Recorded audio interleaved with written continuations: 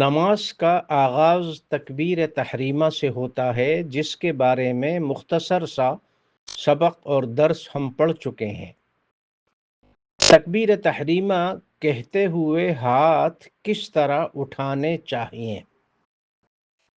افسوس یہ ہے کہ ہماری 20 40 50 سال زندگی گزر گئی اور بہت سارے نمازیوں کو آج تک اس بات کا علم ہی نہیں ہے کہ اللہ اکبر کہتے ہوئے جب نماز شروع کرتے ہیں تکبیر تحریمہ، ہاتھوں کی بلندی کس طرح ہونی چاہیے۔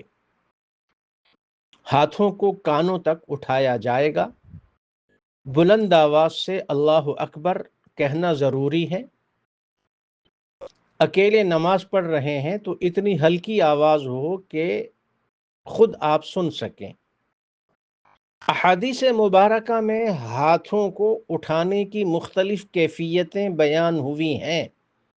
ان ساری احادیث کو جب جمع کیا جائے تو مسنون طریقہ جو بظاہر سمجھ میں آتا ہے وہ یہ ہے کہ ہاتھوں کے انگوٹھے، جو انگوٹھا ہے ہاتھوں کا، یہ کانوں کی جو لو ہے، نرمی کانوں کی، ان کے مقابل ہو، ان کے برابر، ان کے سامنے ہو۔ انگلیاں، ہاتھوں کی انگلیاں کان کے اوپر والے حصے کے مقابل ہوں اور ہتھیلی کا نچلا حصہ کندھوں کے برابر ہو۔ یہ سنت کے مطابق ہے۔ اگر اس میں کوئی کمی بیشی بھی ہو جائے تو کراہت ہوگی، لیکن نماز بہرحال ہو جائے گی۔ ہاتھوں کو اٹھاتے ہوئے سر کو جھکانا نہیں چاہیے۔ آپ کے ہاتھوں کی ہتھیلیوں کا رخ قبلے کی طرف ہونا چاہیے، نہ کہ کانوں کی طرف۔ اکثر لوگ جب نیت کرتے ہیں تو ہاتھوں کی ہتھیلی کانوں کی طرف موڑ دیتے ہیں، جبکہ یہ قبلہ رخ ہونی چاہیے۔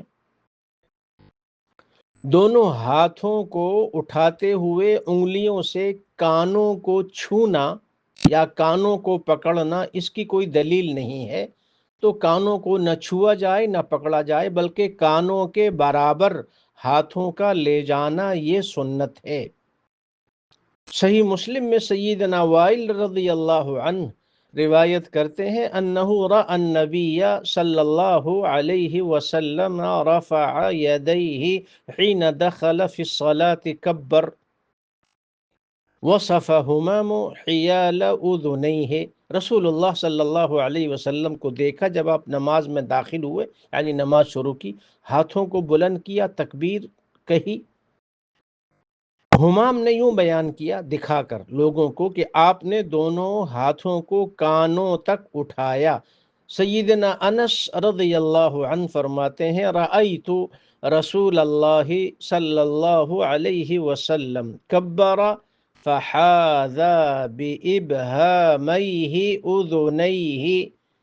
مستدرک حاکم میں یہ حدیث، میں نے رسول اللہ صلی اللہ علیہ وسلم کو دیکھا تکبیر کہتے ہوئے اپنے انگوٹھوں کو دونوں کانوں کے برابر تک لے جاتے، یعنی ہاتھوں کا انگوٹھا، گویا کہ ہاتھوں کو اس طرح بلند کیا جائے کہ ہاتھوں کی ہتھیلیاں قبلہ رخ ہوں اور کانوں کے برابر ہاتھوں کو لے جایا جائے اور زبان سے کہا جائے اللہ اکبر۔ اللہ تعالی ہم سب کو سنت کے مطابق نمازوں کی ادائیگی کی توفیق نصیب فرمائے، اس لیے کہ دنیا اور آخرت میں ہر خیر، ہر برکت اور آخرت میں نجات، اور قیامت کے دن سب سے پہلے جس چیز کا حساب لیا جائے گا وہ نماز ہوگی۔